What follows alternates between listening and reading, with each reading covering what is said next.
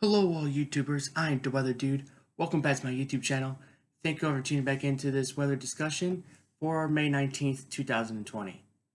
Before we get on with today's video, however, I would ask that you please do subscribe if you're not already. It really does help me grow my channel. We are on our way to 500 subscribers, so I'd love it if you guys help me get there. And this applies to every single one of you. Please watch the whole video. You'll be really surprised how well this one feature of doing my YouTube videos, it really does help me grow my channel. So, and also please consider liking and sharing my videos with your friends. So without further ado, let's get started with today's video.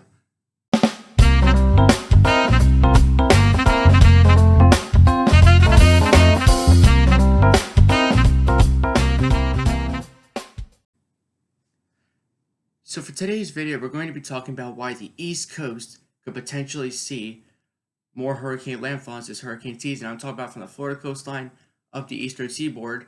All right, why could these regions possibly see more hurricane landfalls this season? So that's what we're going to be talking about today's video. Let's get started. All right, so when we're looking at the La Niña 3-4 region, the equatorial Pacific, those sea surface temperature anomalies, they have absolutely just plummeted to like near La Niña range, excuse me. We are in that neutral phase right now, and we could possibly be heading into a La Niña phase. All right, so take a look. This is the surface at the top here, going down to the subsurface. All right, 50, 100 meters, and so forth.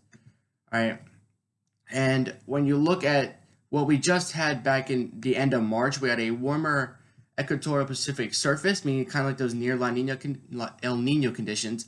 And below the surface, we had more cooler than average waters. Well, that slowly eroded away as we headed through April, okay?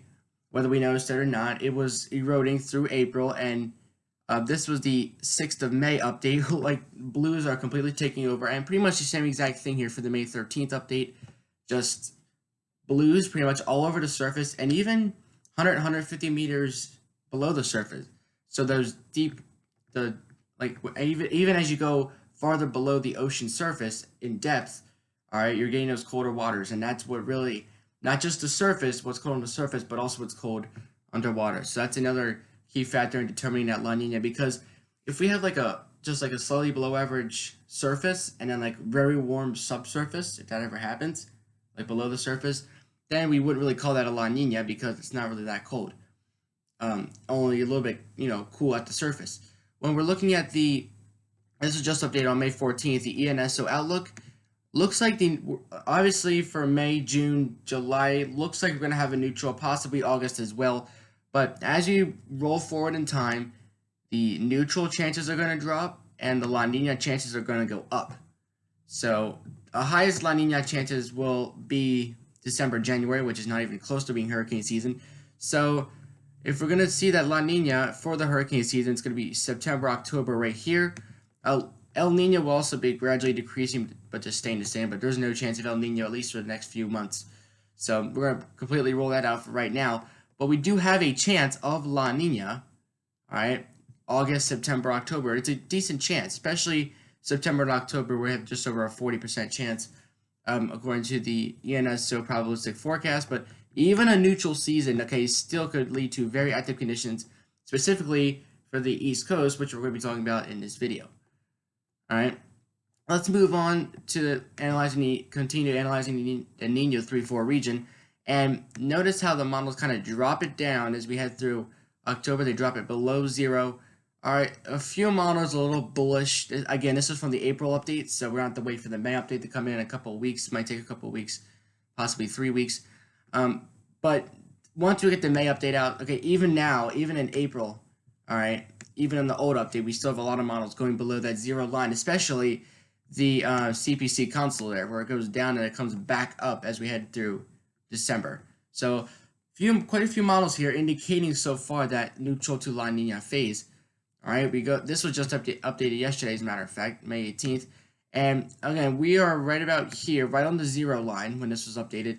And looks like we're going to continue to fall, as all the spaghetti models pretty much indicate here, as we head through September, October, November, and that's going to lead to less wind shear. You're like, well, why is neutral and La Niña such a big factor in determining our hurricane season? Well, this leads to less stability, so more rising air as opposed to sinking air, which rising air can lead to that thunderstorm convection when we have a neutral or La Niña.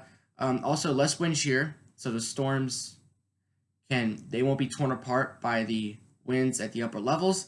And also, this kind of goes along with the first thing I said, but dry air will be down lower as well. So let's take a look. I'm going to zoom in, actually. Let's zoom in here, and I'll show you. You'll see why I zoomed in. Just give me a second here.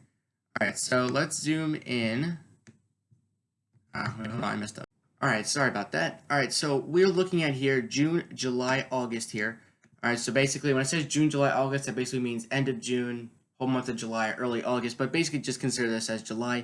And it kind of looks like the way it does now, more, okay, those La Niña conditions according to those models that you just saw on your left-hand side there. All right, but I want you to also look at another thing. Look at the Gulf of Mexico and the Caribbean and the Western Atlantic, where those tropical systems usually form in July. Well, at least early July anyway. Late July, we start looking out towards Africa. But early July here, and you can see that the Gulf of Mexico, the Western Atlantic, the Caribbean, all above average ocean temperatures, along with those less wind shear values due to the potential neutral to La Niña that's taking place. All right, here's August now, and you can see still got some deeper oranges there in the Gulf of Mexico and the Caribbean, but again, the La Niña just holds, and it potentially just, intensifies even more. All right, and this is a good forecast. They could have overdone a little bit on the La Niña, but I do like where the general forecast is going. September here, you can just see it just grows even more. All right, again, we got those deep oranges closer to home. All right, we got those deeper oranges, but more above average ocean temperatures. Same thing holds for October, but also, again, the La Niña still hold deep, deep blues here. 2 to 3 degrees Celsius below average is possible, but you might be thinking, this is going to determine an active hurricane season, but how do you know it's going to be like that for the East Coast? Well, I'm glad you asked. So before we're going to get into the models here, I'm going to kind of take a look at this, the 500 millibar height anomalies. And yes, the other HOs also have a question mark above it. My camera's just blocking you a little bit. There we go, right there.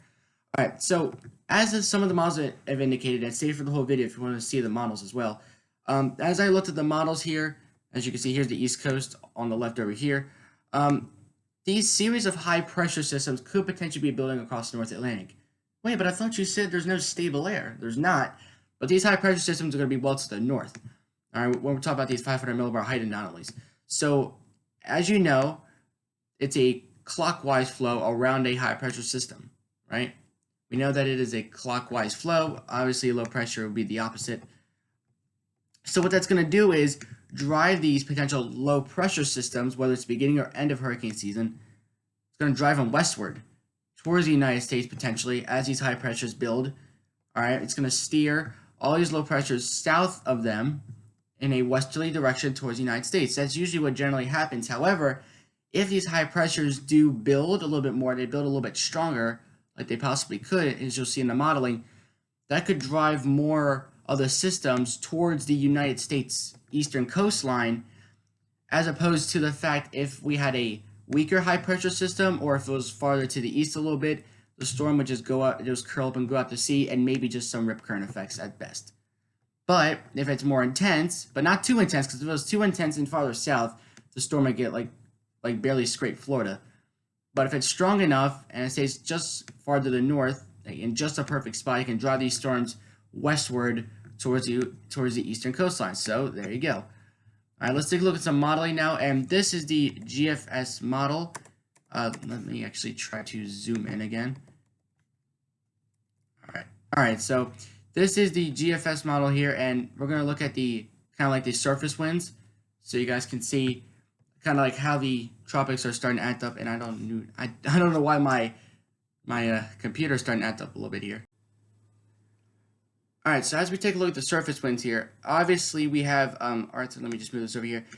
Obviously, we do have Arthur that is making its way off the coastline, becoming a near hurricane. Sustained winds expected to approach 65 miles an hour. By the way, if you happen to want to see my forecast of Tropical Storm Arthur, right there in the top right corner after this video, if you want to, some Tropical Storm Arthur videos. But as you can see, there it is. All right, we have our tropical storm Arthur, and that's just one example of how we could potentially shape up. All right, as we head into days to come and potentially months to come as well. All right, you can kind of see how we have these, even at the surface, we have these calming areas, so potentially some high pressure systems, and we do have sort of a more easterly flow instead of the western, wind shear that's gonna be blasted on through, which I will be showing the wind shear values as well. But one thing I wanted to watch was right there towards the end of the loop. We have something developing potentially over the Caribbean, and if those high pressures can start building, all right, in the North Atlantic, that system can get picked up and potentially shoved west, or could it just go out to sea? Again, this is why we could see more hurricane development, because it's rising out of the Caribbean and getting kicked back to the west, all right, by those high pressure systems. All right, so definitely something we're going to have to keep our eyes on here right at the end of the loop. So that's the end of the loop, and that's going to continue to lift off and head out to sea. But again, if those high pressures build, the opposite could happen. All right, here is the MSLP. All right, this is kind of like what I really wanted to show you. Obviously, this isn't going to go out too far into the future, all right, but it does show you towards the end of May how we have a building high pressure system, very strong one, in fact, 1,033 millibars here, and any storm that develops could get picked up and shoved towards the U.S. coastline. It's possible right under those deep oranges that those low pressure systems can try to track towards the United States. So that's something we're going to be watching, and these patterns can happen again. Obviously, the high pressure is a little bit too far to the north, but it's a very strong high pressure. All right, 1,035 millibars is very strong, so it's going to have far-reaching impacts all the way down to the south, even if the center of the high pressure is all the way far to the north. Again, those low pressure systems could potentially be carried towards the United States. Some we're going to have to be watching. All right, and this is why I did this video, to show you how we could potentially have some storms building towards or heading towards the United States. All right, let's take a look at those MSLP PWatt values. All right, and there it is. So again, moisture is starting to get picked up as indicated by the MSLP. If we do have a high pressure system, that moisture can get actually lifted, all right, from the water into the atmosphere and into the United States actually. So that's something we're going to have to keep our eyes on. All right, could this moisture potentially head towards the United States? Could it get picked up by the steering flow of that high pressure system? All right, next we have, if I remember correctly, I think it was the shear. Yes, that's right. I was going to say the shear. That's right. And you can see we do have some pretty strong wind shear right now. Okay, we do have a little tunnel effect here of wind shear. Obviously, it's May. No storm is going to form up by Africa yet. Not this early anyway, but again, if we do have those high pressures, could they sink a little bit farther to the south? That could suppress the wind shear values and also give those storms a chance to steer that way. All right, so you're seeing where I'm going with this. All right, this is why the East Coast could see potentially more landfalls. And here's another little high pressure sort of trough, well, not a trough, it's a high pressure kind of digging down there, and it's kind of lowering the wind shear values. You can kind of see as this little area drops down, your wind shear values start to go down in the Caribbean, because it's making sort of that bulge, so the wind shear goes up here as opposed to going all the way across to Africa. Hopefully that didn't confuse you guys. All right, wind shear. Okay, wind shear anomalies here with the CFS model, and also look at this: low wind shear values. Gulf of Mexico all the way to Africa, low wind shear, at least below average wind shear anyway. And this was for the month of July, August, September. We do have, especially in the North Atlantic, at least for August, this is just one model run, all right, and one model. This could always change. Gulf of Mexico and the Caribbean, North Atlantic, some below average wind shear, which is good, obviously, for hurricane development. And by August, now here's where it gets really interesting. The modeling is really building that high pressure right here to through. Did I say August? I meant to say October. Sorry.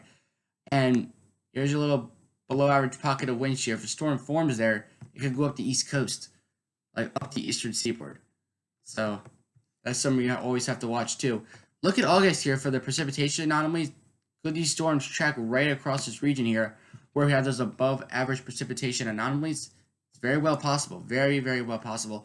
And again, look at October. Look how the moisture kind of just gets picked up and thrown out up the eastern seaboard. Are they predicting a tropical storm in October? I don't know. All right, but that's just an indicator by that below average wind shear, above average precipitation. There you go. As long as you don't have the too much stable air in the unstable atmosphere, you could potentially have it. All right, in October. All right, it's not out of the question at all, actually. All right, but here's a building high pressure. All right, here's your building high, and you can see the ridge just goes all the way, like through the North Atlantic, actually. And these low pressures, all right, when it develop, most likely going to trek into the southeast coast and the Gulf of Mexico, because that high is kind of blocking out everything for now, at least according to the GEFS ensembles. All right, and then that starts to weaken off a little bit, which is interesting because if we get a little low pressure development and the ridge is kind of sitting like this here, all right, could that get steered up more into the mid-Atlantic as opposed to just the Gulf of Mexico? Aha. All right, so the modeling is kind of hinting at it. It's just kind of throwing the information right at us here. Let's look at the GEFS ensembles. All right, the Caribbean into the Atlantic, we do have above average precipitation, so this could potentially be our next disturbance, but way too far out to even tell. But this is an indicator. All right, if we have below average precipitation here, that could be a high. If we can build the steering flow, it's all about the steering flow when you're talking about the track of the storm. It's all about the steering flow, and the storms could potentially be steered into the eastern United States. So let's look at the Nino 3-4 region again. All the way, we went from late April, we had, you know, a half a degree above average, which is pretty much a weak El Nino, and just like a month, actually, pretty much. And we are now down to 0.3 below average, 0.3 degrees Celsius below average. All right, so there is the reason why the wind shear is going down. We're having more unstable air for those hurricane developments. And finally, let's look at this. Ocean temperature anomalies across the North Atlantic here, well above average. Even Gulf of Mexico above average. But right after Arthur passed through, the Gulf Stream has been warming up a little bit in the wake of Arthur. But again, if we get a storm to form in this region, it gets kicked back this way because of the warm, potentially high pressure system building where those warmer waters are. And there you go. This is why the modeling and the maps show us why we could potentially have more storms coming for the eastern United States. So that is it for today's video. I am the Weather Dude, signing off. Till next time. Catch you guys next video.